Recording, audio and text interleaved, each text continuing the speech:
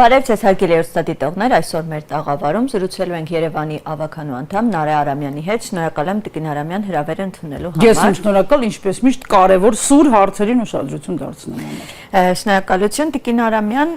երեք հայտնի դարձավ, որ դատախազությունը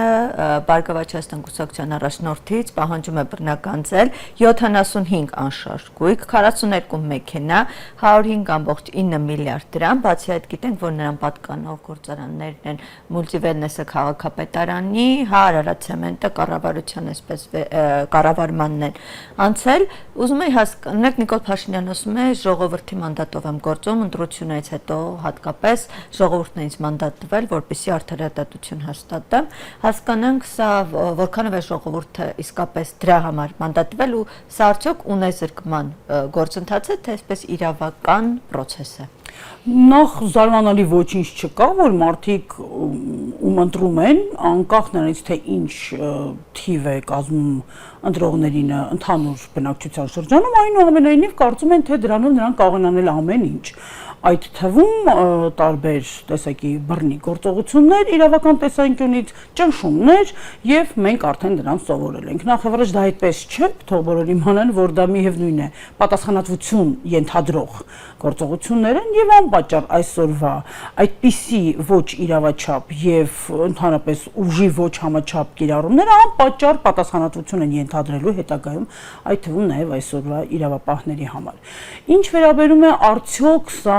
իրավական ճանապարհն է նման խնդիրների լուծելու, գիտեք, եթե այսքան անիմաստ աղմուկ եւ արհեստական հանդիսադիր միջոցառումներ չլինեին, կարող էր տպավորություն ստեղծվել, որ այո, իրոք կա այդպիսի իրավիճակ, որտեղ ցանկացած անգամ ամենանվազագույն գողոնը պետք է վերադարձվի։ 8 տարիների ընթացքում մենք դա տեսել ենք շատ թույլ արտահայտված, որևէ իրական զգայուն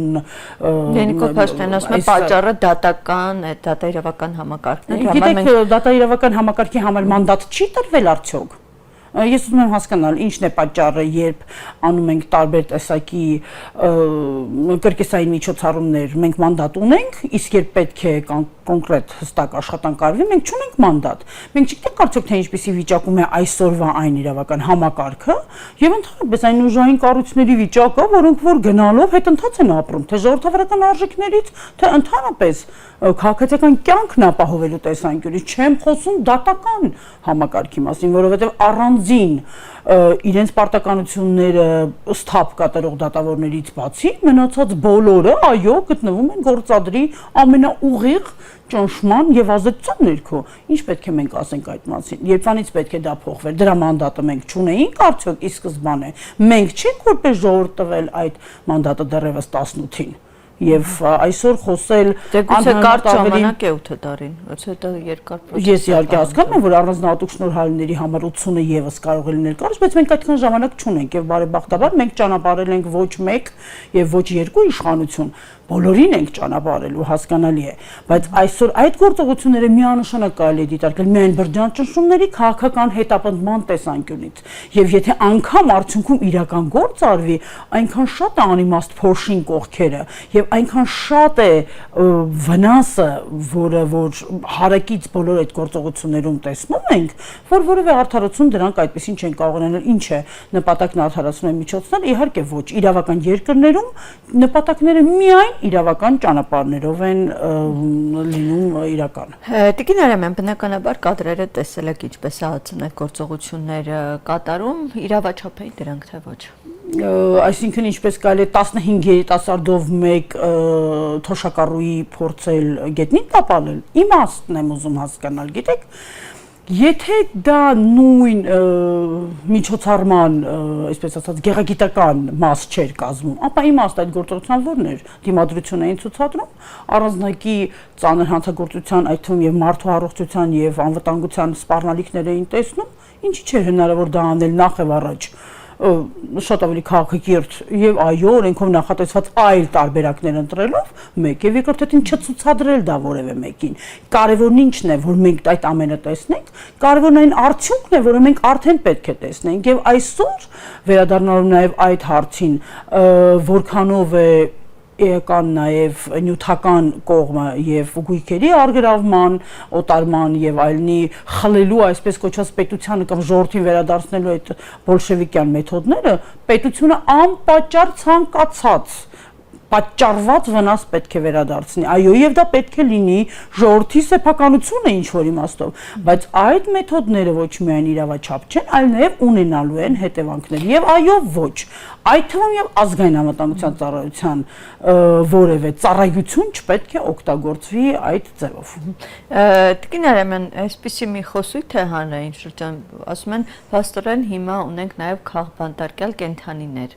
Այդ իրավական գործընթացի արդյունքում տեսանք ինչ կատարվեց, դա այս process-ի մաս էր կազմում, օրինակ մի տեսակետ էր ասում են, որ սա այն հայտարարության հետևանքն է ու փորձում են այսպես վրեժ լուծել նրա համար, որ քարոզարշավի ժամանակ Գագիկ Ծառուկյանը ասում էր գցելու եմ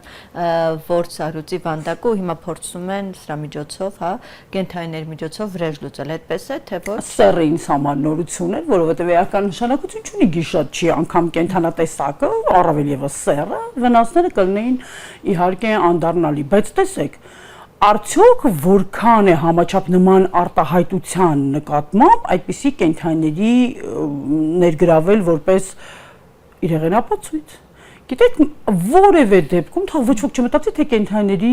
բարեկեցության տեսանկյունից է այս ամեն արվում, իհարկե ոչ, եւ թող ոչ ոք չասի, կար թույլտվություն, չկար թույլտվություն, որ թվականից է նման քրեական գործեր, ինչով եք զբաղված, 19 թվականից կարող եմ իմանալ։ Բոլորս գիտենք, չէ՞, որ ոչինչով, այսօր էր պահը դա անելու, եւ այստեղ դա չի նշանակում, որ չկա հանցակազմ կամ չի կարող վերջում ապացուցվել մեղ։ Դրա մասին չէ խոսքը, այլ այն գործողությունների, որը պետությունը պետք է անի, իրավաչափության եւ ընդհանրապես իրավականության խնդիրը այստեղ ոչ թե գալիս է, որովհետեւ ինչ է անում քաղաքացին, այլ թե պետության միջամտության արդյունքում ինչ ունենք մենք։ Մենք ունենք շատ ավելի վատ իրավիճակ, քան միջև նրանց միջամտելը։ Եվ կենթանիից մեկի, այսպես ասած, չարտնալը դա անփութության հետևանք էր, թե վախենում էին, որ ցուցումանք է տալու։ Որովհետև ոչ մի տրամաբանություն, ասես թե տարիքներ, այսպես այնպես։ Քաղաքապետարանն էլ այստեղ այն հերթական խավության նոխազն է։ Ոչ մի արդարացում չկա կենթանիների նկատմամբ նման վերաբերմունքի կազմակերպվածության եւ իրագործման ենթարկվածներ դեռ չկան։ Անպատճառ են ենթարկվելու, ընդ որում ես այստեղ տեսնում եմ նաեւ քրեական օրենսգրքի կենթանիների նկատմամբ դաժան վերաբերմունքի տարեր, որովհետեւ միտումնավոր կազմակերպված ձևով գործողություն անելու արդյունքում եղել է նման իրավիճակ։ Ընդ որում թող կատարողներին ոչ ոք չմեղադրի, որովհետեւ կատարողները նույնպես պարտավոր էին ենթարկվել իրավապահ մարմինների հրահանգներին։ Եվ սա որևէ կերպ զարմանալի չէ, որ հավատացեք, ես քաղաքապետարան պաշտպանող անձանցից չեմ, ավելին,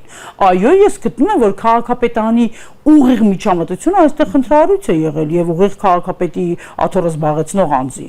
բայց դա չի նշանակում, որ իրավապահ մարմինների ճնշման ներքո չի դա իրականացել։ Դուք գիտեք, թե ինչպիսի վերաբերմունք մենք ունենք, նրանց նկատմամբ բոլորը սկսում են ընկնել դողերոցքի մեջ եւ ինչ որ վախվորած կիսամեղավորի կարգավիճակով գործողություններ անել։ Տիկին Արամյան, հետաքրքիր է, որ եթե մի որոշ ժամանակ առաջ, հա, որևէ անձի նկատմամբ այսպիսի գործողություններ կատարվեր կենթանիների, այդպես տարբեր կազմակերպություններ, միջազգային հանրությունը մեծ աղմուկ կբարձրացնեն, իսկ հիմա ո՞րն է պատճառը, հա, ինչու են նորմալ են սրան վերաբերվում, ինչն է նրանց հետ պահում դիրքորոշում հայտնելուց։ Գիտեք, տեսեք, առաջինը հայտնում են, բայց այնքան է տեղեկատվական աղմուկը եւ հարակից բացարձակ սուտ տեղեկատվությունը, որ տարածում է, որ գրեթե այդ ձայները չեն լսվում։ Երկրորդը շատ ավելին է խնդիրը քաղաքականացված, այս քաղաքականության շուրջ ավելի շատ են ձայները միշտ եւ ավելի բարձր են այդ ձայները, քան բուն պայքարողներինը։ Եվ գիտեք, այդ թուլանալու, անօգտակար լինելու զգացողությունը կա այդ թվում եւ կենթանապաշտպանների, ընդհանրապես նաեւ բնապահպանների մոտ, որովհետեւ այսքան տարիների պայքարը կարծես թե բերել էր որոշակի փոփոխության, որ ինչպես ասում են իրավիճակ է փոխվել, բայց անմիջապես դրանից հետո 8 տարիների ընթացքում երևաց, որ իրավիճակն ավելի է սրվել։ Դա վերաբերում է թե հանքարդյունաբերությանը, թե առավել եւս կենդանիների պաշտպանությանը, որովհետեւ այսօր նաեւ ընդունվել է օրենք, որը ինչպես տեսնում ենք, անգամ այս ավելի տարրական ոլորտը չի կարողանում կարգավորել, ինչի մասին մենք զգուշացրել ենք տարիներ շարունակ, երբ որ հենց առաջինն ենք նախաձեռնել այսպիսի օրենսդրական նախագծեր։ Այսինքն այսօր միտումնավոր նաև օրենսդրական դաշտը այնպես է խեղաթյուրվում, որպեսզի հնարավոր չլինի դաշտում խնդիրներ լուծել։ Եվ ուստի ես կարող եմ միանշանակ պնդել եւ կենդանասերների եւ կենդանապաշտպանների անունից առավել եւս, որ մեր բոլոր տարիները պայքարի այսօր մենք ավելի թևաթափ ենք, քան երբևէ, եւ մենք իհարկե պետք է միևնույն է ավելի շատ պայքարենք եւ աշխատենք։ Վախի մթնոլորտ կա։ Դե վախի մթնոլորտը թևաթափության պատճառներից մեկը դա է, որովհետև ոչ միայն վախենում են խոսել, այլ նաև վախենում են այն հետևանքների համար, որոնք իրենց ընտանիքների եւ առավել եւս կենդանիների համար կարող են լինել։ Այսօր գիտեք, որքան կամավորներ կենդանիներ են պահում եւ փորձում են փրկել նույն դաժան վերաբերմունքից եւ այսօրվա օրենսդրության ուժով ցանկացած րոպե կարող է այդպիսի ներխուժումներ տեղի ունենալ եւ այդ կենդանիներին կարող են արգրավել, տանել անհայտ ուղղությամբ եւ դրանք կարող են ունենալ անհայտ։ Բացի այս ողջ process-ներից, հա, իրավական ու քաղաքական, փաստորեն սա սոցիալական լուրջ խնդիրներ առաջացրել։ Ամեն օր տեսնում ենք այն քաղաքացիները, ովքեր այս գործընթացների հետևանքով մնացել են առանց աշխատանքի ու չգիտեն թե ինչպես է լինել օրվա հացի խնդիր ունեն, հա, վարկեր եւ ամեն օր գրեթե փողոց են դուրս գալիս ինչ որ հարցի լուծման ակնկալիքով։ Սա ինչը պետք է առաջնային այս համարվեր, թե գիտեք, կար առնվազն 10 ելք, որպիսի մարդկանց օրվա հացից եւ ընդհանուր առմամբ չունեզրկեն։ Գիտեք, այնքան ձևաչափեր կան, որ կարելի է մարդկանց թողնել նույն աշխատանքին, կարելի է կազմակերպել նույն այդ ամբողջ արխիրանքները այնպիսի ձևաչափերով, որպեսզի մարդիկ իրենց մաշկի վրա դա չզգային առնվազն։ Եվ այսօր ոչ մեկը այդ ելքերից չի ընտրվել։ Եվ ընտրվել է ամենածայրահեղը,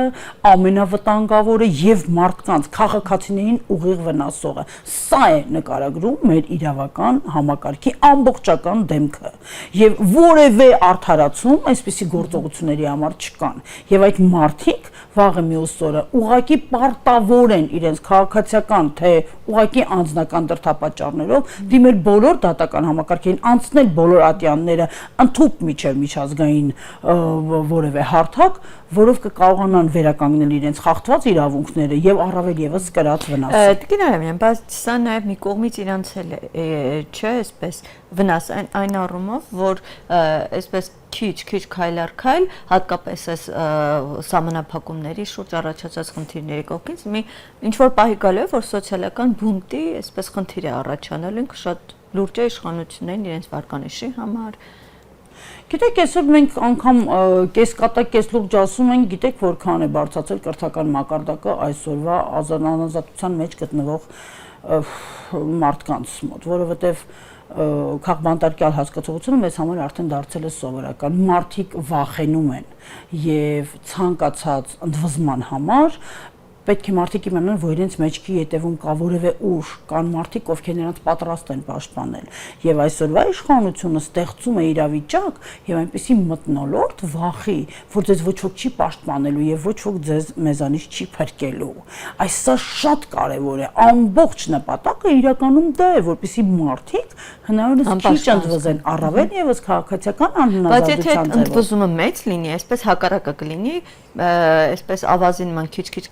հավաքվի եւ դրանից արդեն իշխանությունները իհարկե եւ մի օր անպատճառ դա լինելու է, ուղղակի հասկանալի է նաեւ ներկայիս իշխանության համար, որ դա առաջիկա 1-2 տարիները չեն։ Հետո արդեն իրենք կտեսնեն ով ում գլխին տիրություն կանի։ Եվ մի հարցի եւս ուզում եի անդրադառնալ, քանի որ քաղբանտարկյալներից այսպես խոսք գնաց Գագիկ Ծառուկյանից հետո հաջորդը տեսանք, որ նախկին պատգամավոր Արեգնազ Մանուկյանի, հա, այսպես եւ ինչպես փաստաբաններն են փոխանցում, խիստ միջոցներ են ընտրվել, անգամ շփումը հաղորդակցություն ընտանիքի անդամների հետ, անչափահաս երեխայի հետ չի թույլատրվում, սրա վերաբերյալ ինչ կարող եք ասել։ Դե գիտեք, որովհետեւ անչափահաս երեխան ամենաշատ տեղեկություններն ունի իր եղենապացույցների մասին եւ ընդհանրապես դա ամենավտանգավոր կապը կարող է լինել մոր եւ երեխայի միջև։ Չկա տրամաբանություն, անիմաստ է մեր տրամաբանություն փնտրելը, այնքան որքան այսօր կնոջ դերն է նսեմացվում որոշումների կայացման այտանում եւ այնպիսի գործողություններով եւ ուղղակի հանրային գործիչների նկատմամբ է նման ոտնձգություններ, որևէ կասկած չունեմ, որ այդպիսի ուղղակի մեղսագրվող արարքները չունեն նույնպիսի ողջամտության դաշտից դուրս են, բայց մյուս կողմից մենք պետք է հասկանանք նպատակը։ Երբ մենք հասկանանք, թե ինչ նպատակով է դա արվում եւ ինչպես են մարդկանց միտումնավոր հրահրում միմյանց դեմ, իբրև թե շատ կարեւոր վտանգավոր հանցագործների եւ հանցախմբերի հետ գործ ունենք, որոնք ինչ-որ անհասկանալի գործակալների էլ, հա, այսպես որոշ ժամանակ առաջ Բագրատ Սիրբազյանի գլխավորությամբ նրանք հանգիստ այսպես շրջիվ սցենարներով այնքան բարձունակ է այդ ամենը, որ այդ ամենը այո կարևոր է եւ հետաքննելը եւ կանխարգելելը եւ իմանալը, բայց մենք բոլորս հասկանում ենք, չէ՞, որ այնտեղ որտեղ հանցագործությունն է եւ մենք այսօր կարող ենք մեր փողոցների անվտանգության վրա դա տեսնել եւ համոզվել, այդտեղ հանցագործությունների բացահայտումներ տեղի չեն ունենում։ Այս շղթան որքան կարող է այսպես շարունակվել, հա? Որտեվ ասում են սկսվեց այսպես ասած Գագիկ Ծառուկյանով ընտրությունից հետո, բայց սա դեռ սկիզբն է ու շղթան այսպես շարունակվելու է։ Նիկոլ Փաշինյանն էլ անուններ թվարկում էր, չէ՞, քարոզարշավի ընթացքում ասում էր, այս մարդիկ նստելու են, որտեղ ժողովուրդն է ուզում։ Ոչ ոք իհարկե ապահովագրված չէ, բայց երևի մարդիկ ունեն իրենց մեջ այդ դժբախտի բարդույթը, արդյունքում բոլորից հաշվի արդար տեսնելու անկախ այն հանգամանքից իրոք այդ մարդիկ որևէ կերպ նրանց վնասել են թե ոչ։ Այստեղ չի դիտարկվում հանրային շահն ամենևին, այստեղ ներխմբակային եւ շարունակական, գիտեք, դա սա առաջին 11, երկրորդ 11-ը չէ, երբ մենք տեսնում ենք։ Ուղղակի տարբերությունը այն հանգամանքն է, որ եթե նախկինում գոնե որևէ կերպ ինչ որ իմիտացիաներ արվում էին իրավական դաշտում ավելի դանդաղ գործելու, ապա հիմա այդ ամենը արվում է մեզ մանդատ են տվել բոլորին ոչնչացնելու խորհրդանշական տողերի տակ։ Սա շատ վտանգավոր է, որովհետև այո մեզ հետ է տանում թե ժողովրդավարությունից, թե առավել ևս մարդու իրավունքների պաշտպանության եւ այլ, հա, ոլորտներից։ Միևնույն ժամանակ այո վերում է այն